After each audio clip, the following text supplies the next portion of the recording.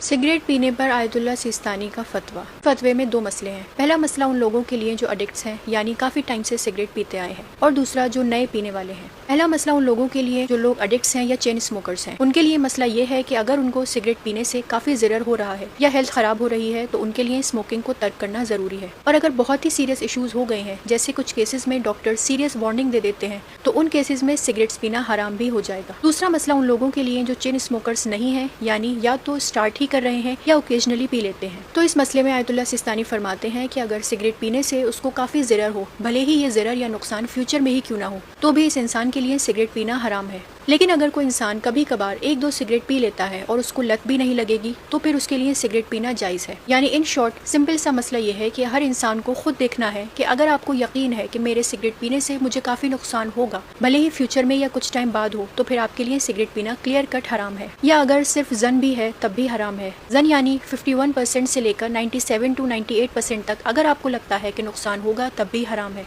लेकिन अगर आपको ये इत्मीनान है कि मैं इतने कम सिगरेट पीऊंगा कि मुझे कोई नुकसान होगा ही नहीं, तो फिर इस केस में पीना जायज़ है। यानी बहुत ज्यादा अगर कोई ना पिए या बहुत ज्यादा नुकसान ना हो तो फिर नॉर्मल सिगरेट का पीना जायज़ है। लेकिन ये मसला सिर्फ नॉर्मल टोबैको वाली सिगरेट का है। कोई ये ना सोचे कि ये मसला वीड, गांजा या इसी तरह के और नशे वाली चीजों का भी है, क्योंकि नशे की चीज का सिर्फ एक कश लेना भी हराम है, भले ही उससे आपको नशा ना भी।